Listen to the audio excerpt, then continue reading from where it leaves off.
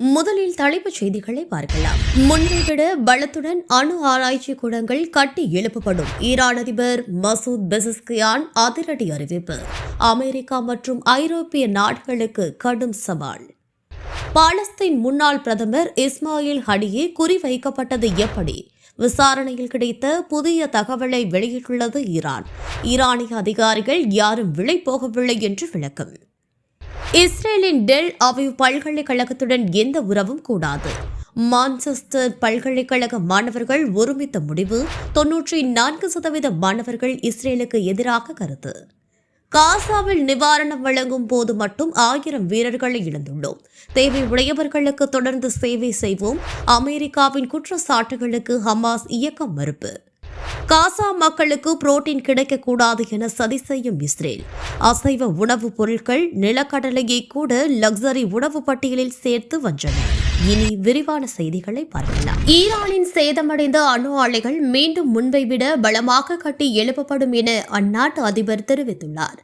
ஈரானின் அணுசக்தி கழகத்திற்கு சென்று பார்வையிட்ட அந்நாட்டு அதிபர் மசூத் பெசாஸ்கியான் பின்னர் பேசும்போது பல முக்கிய விஷயங்களை குறிப்பிட்டார். ஈரான் முன்பை விட வளமாக அணு உற்பத்தி கூடங்கள், ஆராய்ச்சி கூடங்களை கட்டி எழுப்பும் என்றும், ஈரானின் அணு ஆராய்ச்சி முழுக்க முழுக்க பொதுமக்களின் பயன்பாட்டிற்கு மட்டுமே என்றும், ராணுவ தேவைகளுக்கு அல்ல என்றும் விளக்கம் அளித்தார். ஆபரேஷன் மிட் நைட் ஹமர் என்ற பெயரில் ஈரானின் 3 முக்கிய அணு ஆராய்ச்சி கூடங்கள் மீது அமெரிக்கா ராஜச விமானங்கள் மூலம் தாக்குதல் நடத்தியது. இது எத்தகைய சேதங்களை ஏற்படுத்தின என்பன குழப்பமாகவே உள்ளது. அமெரிக்காவோ இந்த தாக்குதல் வெற்றிகரமாக நடைபெற்று அணு ஆராய்ச்சி கூடங்கள் அளிக்கப்பட்டதாக கூறியது. ஆனால் சர்வதேச அணுசக்தி கழகம் தாக்குதல் தீவிர பாதிப்பை ஏற்படுத்தி இருந்தாலும் இன்னும் அணுக்கூடங்கள் முழுமையாக அளிக்கப்படவில்லை, மறுகட்டமைப்பு செய்யப்பட முடியும் என கூறியது. மேலும் சில சேட்டலைட் புகைப்படங்கள் தாக்குதல் நடைபெறுவதற்கு முன்னரே ஈரான் முக்கிய தயாரிப்பு பொருட்கள், உபகரணங்களை ரகசிய இடத்திற்கு மாற்றியதாகவும் சர்வதேச அணுசக்தி கழகம் சந்தேகம் எழுப்பியது. ஐநா மன்றத்தின் கீழ் செயல்படும் சர்வதேச அணுசக்தி கழகம் இஸ்ரேலுக்கு ஆதரவாக செயல்படுவதாகவும், இஸ்ரேலின் உளவாளிகளை விட மோசமாக நடந்து கொள்வதாகவும் ஈரான் குற்றம் சாட்டியிருந்தது.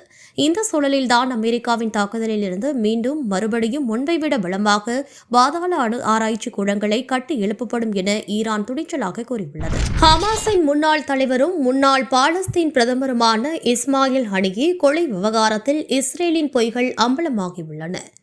இஸ்மாயில் ஹனியே கொலை விவகாரத்தில் முக்கிய தகவல்களை ஈரான் வெளியிட்டுள்ளது. இதுகுறித்து பேசியுள்ள இஸ்லாமிய புரட்சி பாதுகாவல் படையின் செய்தி தொடர்பாளர் அலி முகமது நைனி, இஸ்மாயில் ஹனியே விமானத்தில் இருந்து ஏவப்பட்ட ஏவுகணை மூலம் கொல்லப்பட்டார் என கூறியுள்ளது. அவர் தங்கியிருந்த அறையின் ஜன்னல் வழியாக ஊடுருவிய மிசைல்ஸ் ஒன்று அவரை நேரடியாக தாக்கியதாக விளக்கம் அளித்துள்ளார். முன்னதாக இந்த கொலை விவகாரத்தில் தங்களை பராக்கிரமசாலிகளாக காட்டிக்கொள்வதற்காக இஸ்ரேல் பல்வேறு கட்டுக்கதைகளை அவிழ்த்துவிட்டது. அதாவது ஈரானுக்குள் பல மாதங்களுக்கு முன்பு ஊடுருவிய மொசாத் உளவாளிகள் இஸ்மாயில் ஹனியே தங்கியிருந்த அறையிலேயே குண்டுகளை மறைத்து வைத்திருந்ததாகவும், அல்லது அவர் தங்கியிருந்த அறைக்கு கீழ்ப்பகுதியில் உள்ள அறையில் வெடிமருந்துகளை பதுக்கி வைத்து வெடிக்க செய்ததாகவும், இதில் ஈரான் அதிகாரிகளை சிலரை விலைக்கு வாங்கியதாகவும் பல கற்பனை கதைகளை இஸ்ரேல் ஊடகங்கள் கட்டவிழ்த்துவிட்டன. இதன் மூலம் இஸ்மாயில் ஹனியே படுகொலையில் ஈரான் மீது சந்தேகம் ஏற்பட வேண்டும் என்பதற்காக இந்த பிரச்சாரத்தை தொடங்கினர். இதனை சில அமெரிக்க ஆதரவு அரபு நாடுகளின் ஊடகங்களும் பேசுபொருளாக மாற்றினர். இந்த சூழ்நிலையில் இதுகுறித்த விசாரணையை முறையாக முடித்து ஆதாரங்கள் அடிப்படையில் புதிய தகவலை ஈரானின் இஸ்லாமிய புரட்சி பாதுகாவல் படை வெளியிட்டுள்ளது. இஸ்ரேலின் டெல் அவிவ் பல்கலைக்கழகமுடனான அனைத்து உறவுகளையும் துண்டிக்க வேண்டும் என மான்செஸ்டர் பல்கலைக்கழக மாணவர்கள் ஒருமித்த குரலில் தெரிவித்துள்ளனர். பிரிட்டனின் உலக புகழ்பெற்ற பல்கலைக்கழகமான மான்செஸ்டர் பல்கலைக்கழகமும் ஆக்கிரமிப்பு இஸ்ரேலின் டெல் அவிவ் பல்கலைக்கழகமும் இணைந்து பல்வேறு படிப்புகளை கொடுத்து வருகின்றன. இந்த நடவடிக்கைகளில் இஸ்ரேல் ராணுவத்திற்கு ஆயுதம் தயாரித்துக் கொடுக்கும் எல்பிட் சிஸ்டம் ஆயுத நிறுவனமும் பங்களிப்பு செலுத்தி வருகிறது. இந்நிலையில் காசாவில் இவர்கள் நிகழ்த்தி வரும் இனப்படுகொலை காரணமாக டெல் அவிவ் பல்கலைக்கழகத்துடன் மான்செஸ்டர் பல்கலைக்கழகம் மேற்கொண்டுள்ள அனைத்து புரிந்துணர்வு ஒப்பந்தங்களும் ரத்து செய்யப்பட வேண்டும் என மாணவர்கள் வலியுறுத்தி வந்தனர். இதனைத் தொடர்ந்து இந்த கோரிக்கையை வலியுறுத்தி வாக்கெடுப்பும் நடத்தப்பட்டது.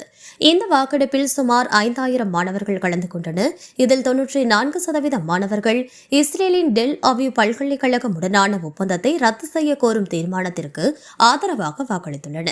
இது இஸ்ரேலிய ஆக்கிரமிப்பு நிர்வாகத்தை பேரதிர்ச்சியில் ஆழ்த்தியுள்ளது. இந்த பல்கலைக்கழகம் மட்டுமின்றி Netherlands, Belgium, Italy, Spain, Ireland, Brazil உள்ளிட்ட நாடுகளின் 30 பல்கலைக்கழக மாணவர்கள் தங்களது கல்லூரி நிர்வாகங்கள் இஸ்ரேல் பல்கலைக்கழகங்களுடன் மேற்கொண்டுள்ள ஒப்பந்தங்களை ரத்து செய்ய வேண்டும் என வலியுறுத்துகின்றனர். தேவை உடையவர்களுக்கு உணவுப் பொருட்கள் சென்று சேர்க்கும் பணியில் மட்டும் சுமார் 1000 வீரர்களை தாங்கள் இழந்துள்ளதாக ஹமாஸ் கூறியுள்ளது. காசாவில் உதவிப் பொருட்கள் ஏற்றி சென்ற ட்ரக் வாகனத்தை ஹமாஸ் கைப்பற்றியதாக அமெரிக்காவின் மத்திய கிழக்கு ராணுவ தலைமையகமான மத்திய கட்டளை அவதூறு குற்றச்சாட்டை சுமத்திய நிலையில் இதனை ஹமாஸ் திட்டவட்டமாக மறுத்துள்ளது. தேவையுடைய மக்களுக்கு உணவுப் பொருட்களை நியாயமான முறையில் விநியோகம் செய்ய முயன்று தங்களது போலீசார் மற்றும் நிர்வாகத்தினர் 1000 பேர் இதுவரை கொல்லப்பட்டதோடு 1000 பேர் காயமடைந்துள்ளனர் என ஹமாஸ் தெரிவித்துள்ளது. காசாவில் இஸ்ரேல் ஆதரவுடன் இயங்கி வந்த கூலி படையினரே விநியோகத்தை தடை செய்ததாகவும் உயிரிழப்புகளை ஏற்படுத்தியதாகவும் இஸ்ரேலிய படைகள் வெளியேறிய உடனே இந்த பிரச்சினைகள் சரி செய்யப்பட்டதாக ஹமாஸ் கூறியுள்ளது. போர் நிறுத்தத்தை கண்காணிக்க ஆளில்லா விமானத்தை பறக்க விடுவதாக அமெரிக்கா கூறியது. ஆனால் இந்த போர் நிறுத்த காலத்தில் மட்டும் சுமார் 254 பாலஸ்தீனியர்கள் கொல்லப்பட்டுள்ள நிலையில் அதனை தடுக்க அமெரிக்கா என்ன முயற்சி மேற்கொண்டது என ஹமாஸ் கேள்வி எழுப்பியுள்ளது. போர் நிறுத்தம் அடிப்படையில் ஒப்புக்கொள்ளப்பட்ட அளவில் நிவாரண உதவி லாரிகளை இஸ்ரேல் அனுமதிக்கவில்லை என்றும் வர்த்தக நோக்கத்தில் வரும் லாரிகளை மட்டுமே அனுமதிப்பதால் பொருட்களை காசு கொடுத்து வாங்கும் நிலையை இஸ்ரேல் ஏற்படுத்துவதாகவும் அதனை காசா மக்களால் எப்படி வாங்க முடியும் என ஹமாஸ் கேள்வி எழுப்பியுள்ளது. இஸ்ரேல் காசாவில் நிகழ்த்தி வரும் அட்டூழியங்களை திசை திருப்பும் வகையில் ஹமாஸ் மீது அவதூறு குற்றச்சாட்டுகள் சுமத்தப்படுவதாக அந்த அமைப்பு விளக்கமளித்துள்ளது. மீன், முட்டை, சிக்கன் உள்ளிட்ட புரோட்டீன் உணவுகள் காசாவுக்குள் செல்லக்கூடாது என்பதற்காக இஸ்ரேல் திட்டமிட்டு செயல்படும் செய்தி வெளியாகியுள்ளது. மக்களை பட்டினி போடுவதன் மூலம் அவர்களின் மன உறுதியை குலைக்க முடியும் என்பதால் பசியை ஒரு ஆயுதமாக இஸ்ரேல் பயன்படுத்தி வருகிறது. இதன் அடிப்படையில் திட்டமிட்டு ஊட்டச்சத்து பற்றாக்குறையை ஏற்படுத்தி வருகிறது. இது ஒரு போர்க்குற்றம் என பல உலக நாடுகள் கண்டித்தாலும் இஸ்ரேல் அதனை காதில் வாங்கிக் கொள்ளவில்லை. இந்நிலையில் எந்த அளவிற்கு காசா மக்கள் ஒடுக்கப்படுகிறார்கள் என்பதை விளக்கும் விதமாக சில தகவல்கள் வெளியாகியுள்ளன.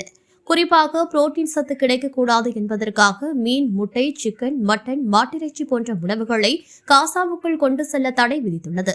அது மட்டுமின்றி சைவ உணவுகள் மூலம் புரோட்டீன் சத்து கிடைத்துவிடக்கூடாது என்பதற்காக நிலக்கடலை பேஸ்ட் உள்ளிட்ட பிற உணவுப் பொருட்களையும் லக்ஸரி லிஸ்டில் வைத்து அவற்றிற்கு இஸ்ரேல் தடை விதித்துள்ளது.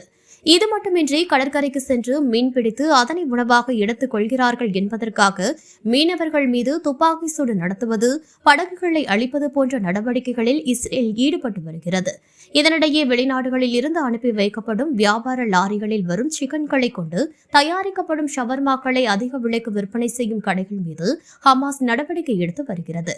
நிர்ணயித்த விலைகளை விட கூடுதல் விலைகளுக்கு விற்பனை செய்யும் கடைகள் மூடப்பட்டு வருவதாக தகவல்கள் தெரிவிக்கின்றன.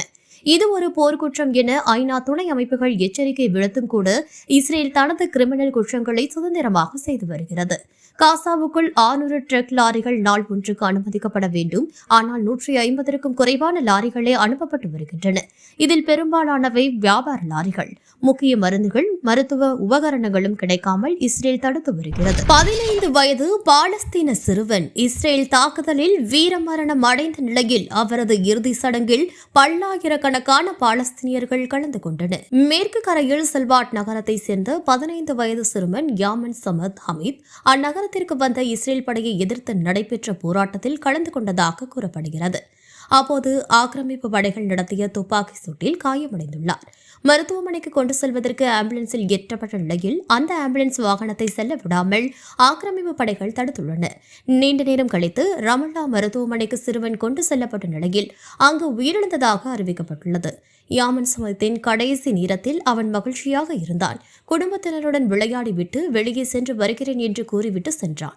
திரும்ப வரவில்லை என அவரது தந்தை தெரிவித்துள்ளார். இந்நிலையில் வீர தியாகி நிலையை அடைந்த யாமன் சமத்தின் இறுதி ஊர்வலத்தில் பல்லாயிரக்கணக்கான பாலஸ்தீனியர்கள் கலந்து கொண்டனர். பாலஸ்தீன் கொடி மற்றும் ஹமாஸ், பத்தா இயக்கங்களின் கொடிகளை ஏந்தி இருந்தன. முழுக்க முழுக்க இஸ்ரேலின் கட்டுப்பாடுக்குள் இருக்கும் மேற்கு கரையில் ஊர்வலம் நடத்துவதே பெரும் போராட்டத்திற்கு சமமானது என்பது குறிப்பிடத்தக்கது. மீண்டும் தலைப்புச் செய்திகளை பார்க்கலாம். முன்பை விட பலத்துடன் அணு ஆராய்ச்சி கூடங்கள் கட்டி எழுப்பப்படும். ஈரான் அதிபர் மசூத் பெசஸ்கியான் அதிரடி அறிவிப்பு. அமெரிக்கா மற்றும் ஐரோப்பிய நாடுகளுக்கு கடும் சவால். பாலஸ்தீன் முன்னாள் பிரதமர் இஸ்மாயில் ஹனியே குறிவைக்கப்பட்டது எப்படி? விசாரணையில் கிடைத்த புதிய தகவலை வெளியிட்டுள்ளது ஈரான். ஈரானிய அதிகாரிகள் யாரும் விலை போகவில்லை என்று விளக்கம். இஸ்ரேலின் டெல் அவிவ் பல்கலைக்கழகத்துடன் எந்த உறவும் கூடாது. மான்செஸ்டர் பல்கலைக்கழக மாணவர்கள் ஒருமித்த முடிவு. 94% மாணவர்கள் இஸ்ரேலுக்கு எதிராக கருத்து. காசாவில் நிவாரணம் வழங்கும் போது மட்டும் 1000 வீரர்களை இழந்துள்ளோம். தேவை உடையவர்களுக்கு தொடர்ந்து சேவை செய்வோம். அமெரிக்காவின் குற்றச்சாட்டுகளுக்கு ஹமாஸ் இயக்கம் மறுப்பு. காசா மக்களுக்கு புரோட்டீன் கிடைக்கக்கூடாது என சதி செய்யும் இஸ்ரேல். அசைவ உணவுப் பொருட்கள், நிலக்கடலையை கூட லக்ஸரி உணவு பட்டியலில் சேர்த்து வஞ்சனை.